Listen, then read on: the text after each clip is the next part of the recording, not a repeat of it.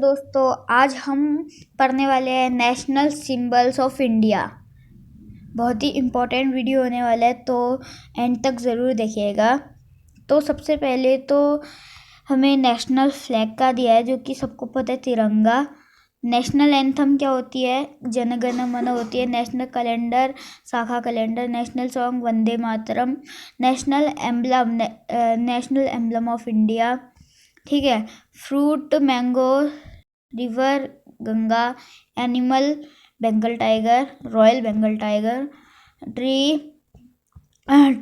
Banyan tree.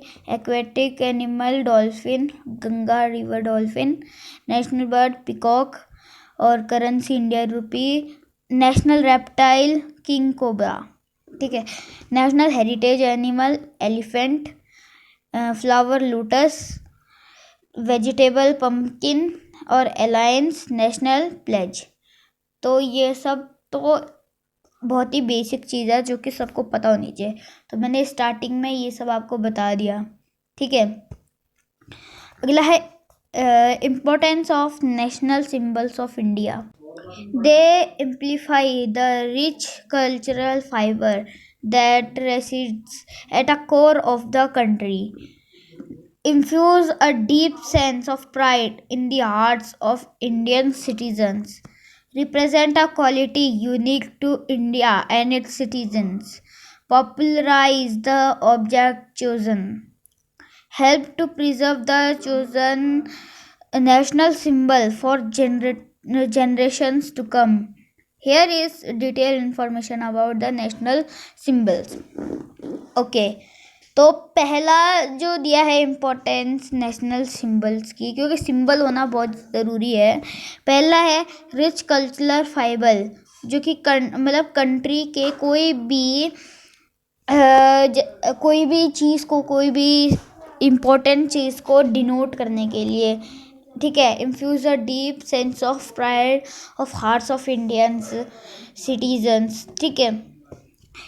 उसके बाद है represent a quality unique to India and its citizens.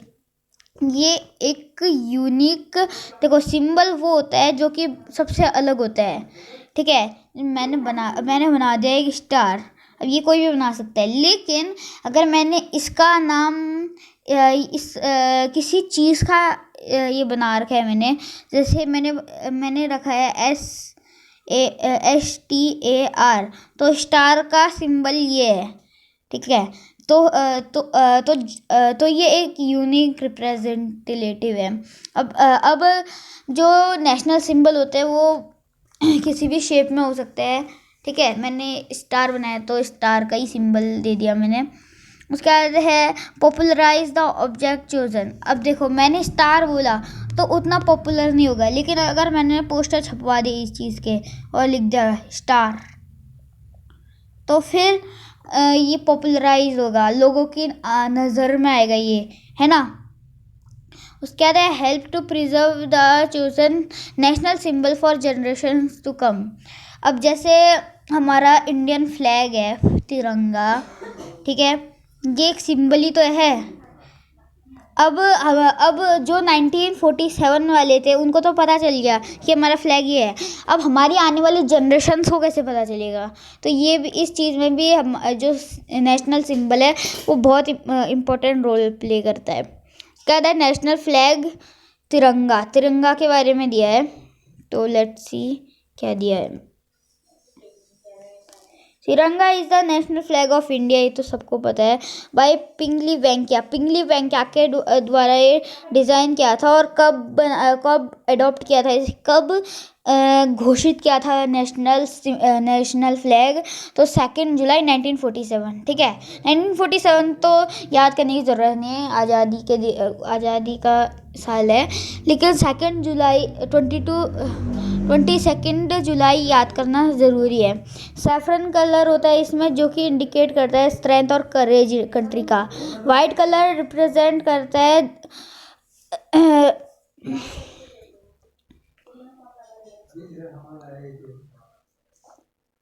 White colour represent करता है, जो बीच में होता है वो पीस को ज़्यादा दिखाता है। मतलब कौन सा धर्म? चक्र धर्म, ठीक है। वाइट कलर पीस को दिखाता है। उसके बाद the green colour shows fertility growth. अब देखो, जो सैफरन होता है वो कुर्बानी को दिखाता है, ठीक है, करेज को दिखाता है, मतलब कितना हमारे अंदर जोश है, कुर्बानी को दिखाता है, ठीक है। जो वाइट कलर होता है वो पीस को दिखाता है। जो ग्रीन कलर होता है वो एग्रीकल्चर को दिखाता है, मतलब हमारी ग्रोथ को, ठीक है, ग्रोथ को ये दिखाता है, ठीक है। अब बीच में एक और होता है चक्र, इसको बोलते हैं लायन कैपिटल ऑफ अशोका। ये अशोका की याद है। अब अशोका तो आपको पता ही होगा कौन है, the strongest ruler of Chandragupta empire या डायनेस्टी, ठीक है, जिसने कलिंगा वॉर जीती और उसके बाद संन्यास ले लिया, ठीक है। Sarnath lion capital of Ashoka, its diameter approxi the width of a wide band and has 24 spokes। इसमें 24 ये डंडियाँ होती है, ठीक है, 24 होती है। अब कैसे होती हैं, देखो आप सर्च करना, ठीक है, लायन कैपिटल ऑफ अशोका, तो आपको पता चल जाएगा, ठीक है। The design of the national flag was adopted by the Constituent Assembly of India on 22nd July 1947। तो ये तो हमने पढ़ लिया है ऊपर। उसके बाद national emblem, state emblem of India, ये देखते हैं, ठीक है। अरे हाँ, तो ये चैप्टर ओके, तो क्या कहते हैं, the national emblem of India adopted from lion capital of Ashoka at Sarnath, its motto is सत्यमेव जयते, truth alone trumps। It features 4 ascetic lions। हाँ, जो हमारी लायन कैपिटल है जो कि सारनाथ में है, उसमें 4 शेर हैं। एक सामने की ओर देख रहा है, एक इस साइड देख रहा है, एक इस साइड देख रहा है, और एक पीछे भी होता है, ठीक है। 3D मॉडल में देखेंगे, देख लेना आप, पीछे भी होता है एक शेर, ठीक है, देखता है जो कि, ठीक है। तो 4 साइड से होते हैं। वैसे जब हम देखते हैं तो हमें खाली 3 ही शेर दिखते हैं, क्योंकि पीछे वाला छुप जाता है। It back to back mounted on an abacused frieze carrying sculptures in high relief of an elephant। हाँ, अब जैसे यहाँ पर एक शेर खड़ा है, यहाँ पर एक शेर खड़ा है, यहाँ पे एक शेर खड़ा है, यहाँ पर है, बीच में तो हमारा ये होगा ये लायन कैपिटल वाला, और यहाँ पर एक बैल होगा, यहाँ पे एक हाथी होगा, यहाँ पर एक हाथी हो गया, यहाँ पे एक बैल होगा। अब वो तो उसके अकॉर्डिंग है, आप पीछे से देखते हैं या आगे से देखते हैं। उसके बाद है by inventing wheels over a bell-shaped lotus, the national emblem symbolizes power, courage, confidence, and at the bottom in a horse and bull with beautiful wheel, dharma chakra at center। ये तो बता दिया मैंने आपको। उसका है नेशनल कैलेंडर, शाखा कैलेंडर। ये committee 1957 में आई थी, इसको इंट्रोड्यूस इसमें इतने में किया था। और शाखा कैलेंडर ऑफिशियली 1879 से चल रही है, ठीक है, एरा, ठीक है, शाखा एरा, और 22 मार्च 1957।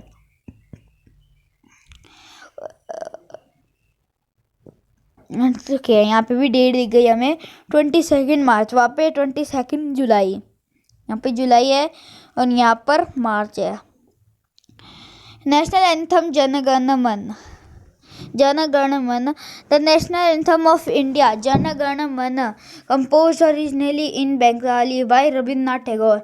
तो सबको पता होगा was adopted in Hindi version. देखो ये जो जनगण था ये रविन्द्रनाथ टैगोर ने बंगाली में बनाया था, फिर इसको हिंदी वर्जन में किया गया कॉन्स्टिट्यूएंट असेंबली के द्वारा ऑन 24 जनवरी 1950, मतलब 24 जनवरी 1950 को ही बनाया गया था। और कब इसकी धुन बनाई गई, मतलब जन गण मन अधिनायक जय है, ऐसा गाना है। तो कब इसको पहली बार गाया गया, तो 1911 में इसको गाया गया। और 1950 में क्या इसको हिंदी में इंट्रोड्यूस कराया। ठीक है, अब ये कहोगे कि इतना लेट में इंट्रोड्यूस कराया और पहले ही गा लिया। हाँ, तो ये बंगाली में गाया था। ठीक है, ये भी पता होना चाहिए। और कहाँ पर, Kolkata session of Indian National Congress. The complete song consist of 5 stanzas और फर्स्ट संजा सेंटा नहीं stanza contains the full version of national anthem.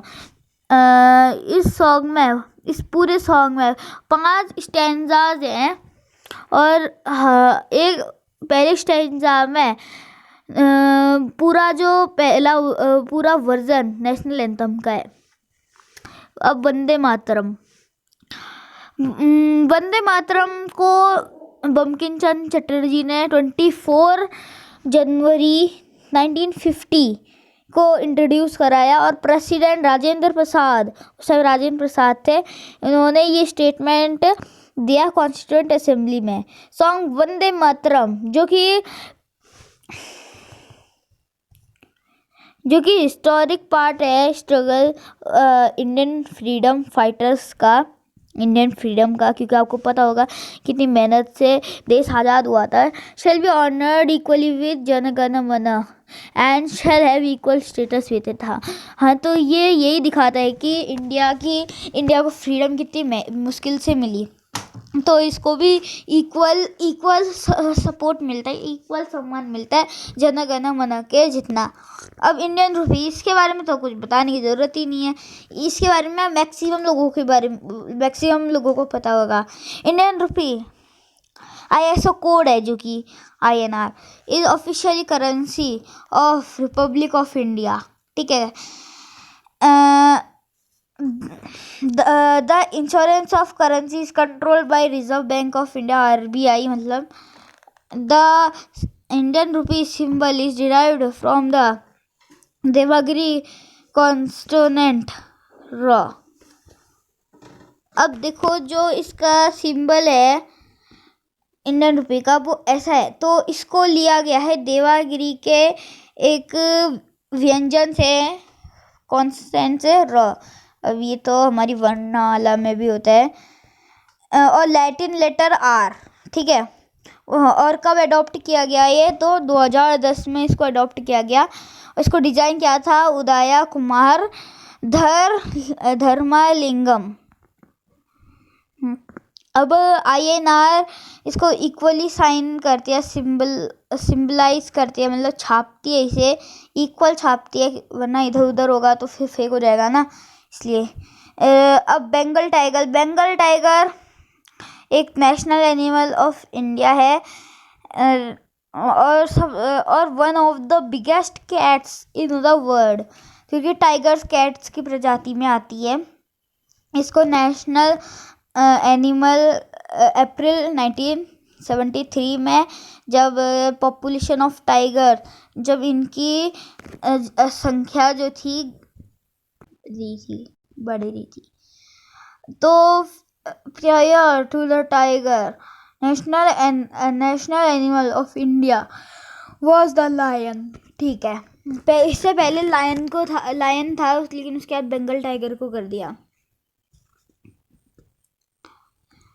अब तो दोस्तों, अब हम अगली वीडियो में national bird, aquatic animal, national fruit, lotus, banyan tree, Ganga और किंग कोबरा तक अगली वीडियो में कवर करेंगे।